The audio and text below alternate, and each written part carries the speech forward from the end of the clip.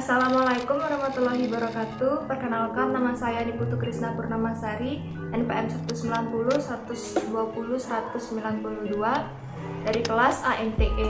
Nah, pada kesempatan kali ini saya akan memaparkan jawaban untuk UAS ANT, yaitu dari poin 1 hingga poin 4 mengenai diri saya sebagai manajer di PT Bulan Sabit.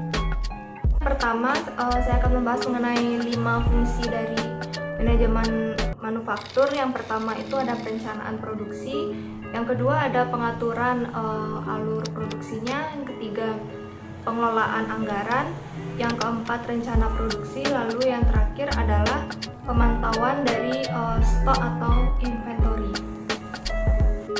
Jadi langkah yang pertama itu adalah membuat bill of material. Di sini kita menginput bahan-bahan apa saja yang diperlukan untuk memproduksi suatu barang. Nah, di sini saya mengambil contoh dalam memproduksi garlic bread.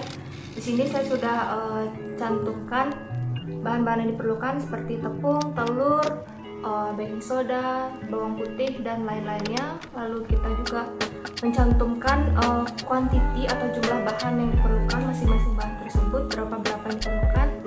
Dan di sini saya membuat contoh untuk memproduksi 5 garlic bread.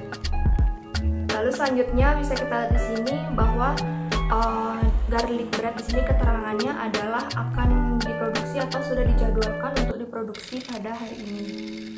Pada keterangan di pojok kanan atas bisa dilihat bahwa ada status-statusnya. Yang pertama itu ada draft, selanjutnya adalah ditetapkan, dan to close.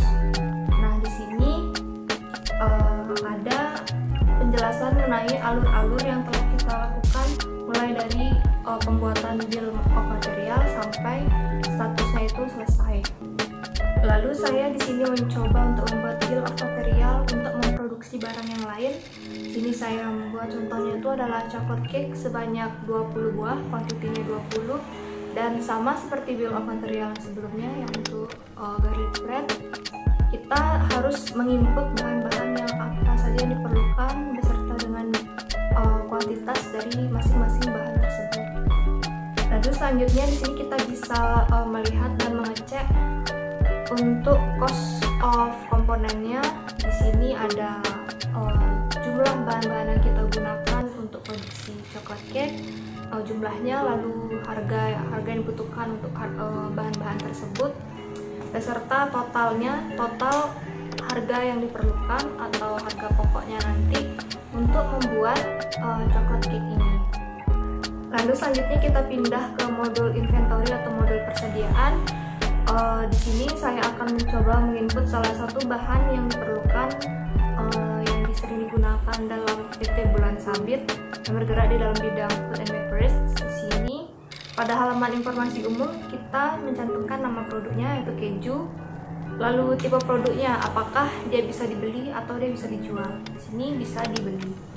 Lalu kita tetapkan di sini karena ini produk yang dibeli, jadi kita harga jualnya nolkan saja, lalu harga belinya kita cantumkan sesuai harga yang kita beli dari supplier nantinya. Lalu juga ada referensi untuk memudahkan kita mencari kode dalam nama produknya. Lalu pada halaman purchase di sini kita menginput supplier tempat kita membeli bahan tersebut, dan juga menginput harga beli yang kita dapatkan dari supplier. Lalu di halaman persediaan sini kita ada rute pembelian dan mencantumkan berat dan volume dari bahan tersebut, itu keju. Nah, tahapan-tahapan yang sama juga dilakukan untuk menginput bahan-bahan lainnya.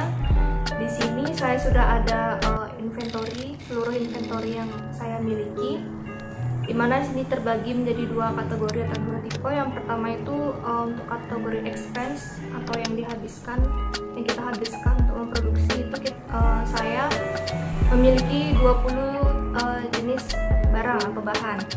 Dan selanjutnya untuk kategori sellable yang bisa dijual itu di sini saya memiliki 6 barang yang bisa dijual. Selanjutnya bisa kita lihat di sini adalah rute pergerakan dari bahan yang kita beli sebelumnya yaitu keju. mulai dari pembelian hingga ke warehouse atau ke gudang, hingga kita gunakan nantinya untuk memproduksi suatu barang yang akan kita jual nantinya. Nah, jika sebelumnya saya menggunakan aplikasi Odoo untuk menjalankan manufaktur dan persediaan, pada kali ini untuk penjualan saya akan menggunakan aplikasi buku kas yang bisa dijalankan melalui smartphone. Nah, di sini bisa kita lihat yaitu tampilan awal dari aplikasi buku kas ini. Di sini ada beberapa fitur yang bisa dilakukan, dan sekarang pertama-tama saya akan menginput stok yang akan saya jual. Nah, di sini kita harus mencantumkan nama barangnya, lalu harga pokoknya, serta harga jualnya tentunya, dan juga kita bisa mengisi jumlah stoknya. Lalu saya menginput semua barang dengan langkah yang sama, dengan cara yang sama seperti sebelumnya, hingga semua barang-barang yang akan saya jual itu sudah terinput semuanya sebelum saya melakukan penjualan. Selanjutnya kita memulai penjualan. Yang pertama itu penjualan tunai. Nah, caranya kita klik tambah transaksi, lalu di sini saya menggunakan mode kasir. Lalu kita pilih barang-barang apa saja yang dipesan atau diorder oleh customer. Lalu di sini ada penentuan tanggalnya, tanggal berapa barang tersebut dibeli, apakah lunas atau tidak lunas, karena di sini kita penjualan tunai. Jadi kita pilih yang lunas, dan di sini kita bisa memilih beberapa metode pembayaran. Di sini saya memilih untuk tunai saja. Lalu setelah transaksinya selesai, di sini kita akan mendapatkan invoice, dan transaksi tersebut akan otomatis tercatat pada aplikasi. Selanjutnya di sini kita juga melakukan penjualan secara kredit dengan aplikasi yang sama, yaitu aplikasi buku kas. Pertama, tambah transaksi sama seperti sebelumnya, kita set tanggal pembeliannya, lalu pilih yang belum lunas, dan di sini otomatis kita harus mencantumkan nama pembelinya karena transaksinya itu belum dibayar atau belum dilunasi. Lalu seperti biasa kita pilih barang-barang yang akan dijual yang dipesan oleh customer, dan memilih salah satu dari metode pembayarannya. Lalu sama seperti transaksi yang lunas, di sini kita mendapatkan invoice saat transaksinya telah dilakukan, dan transaksi tersebut nanti otomatis akan tercatat di hutang. Nah, seperti yang kita lihat di sini ada dua transaksi yang secara kredit. Sini dua-duanya telah tercatat pada fitur hutang. Selanjutnya adalah laporan keuangan di aplikasi buku kas. Nah, yang pertama bisa kita lihat di sini adalah ringkasan penjualannya. Di sini ada total penjualan, ada pengeluaran yang kita keluarkan, keuntungan yang kita terima, serta produk apa yang paling banyak dibeli, produk terlarisnya apa, lalu jumlah transaksi yang dilakukan pada periode waktu tersebut, dan waktu di mana terjadi kesibukan yang paling banyak pada waktu tersebut. Lalu selanjutnya di sini ada grafik finansial, sini ada chartnya, dan juga ada rincian lebih lanjutnya mengenai produk-produk mana saja yang terjual dan beserta juga harganya. Lalu selanjutnya di sini ada rincian dari penjualan, dan juga seperti sebelumnya di sini ada dilihat kapan waktu tersibuk dari PT Bulan Sabit ini dalam melakukan penjualan. Selanjutnya kita juga bisa mendownload dalam bentuk PDF dari aplikasi buku kas ini. Yang pertama itu ada laporan laba ruginya. Sini kita bisa lihat jumlah penjualannya, jumlah pengeluarannya, beserta keuntungan yang kita dapat dari transaksi pada periode waktu tersebut.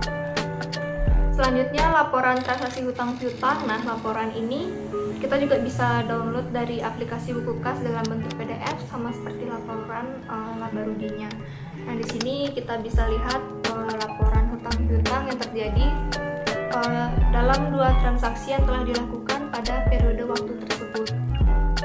Demikianlah penjelasan saya mengenai kegiatan-kegiatan yang dilakukan oleh PT Bulan Sabit, mulai dari manufacturing, lalu persediaan, penjualan tunai kredit, serta yang terakhir itu adalah laporan keuangannya. dengan aplikasi Odoo dan juga Bukukas. Saya mohon maaf apabila saya melakukan kesalahan. Saya akhiri dengan wassalamualaikum warahmatullahi wabarakatuh.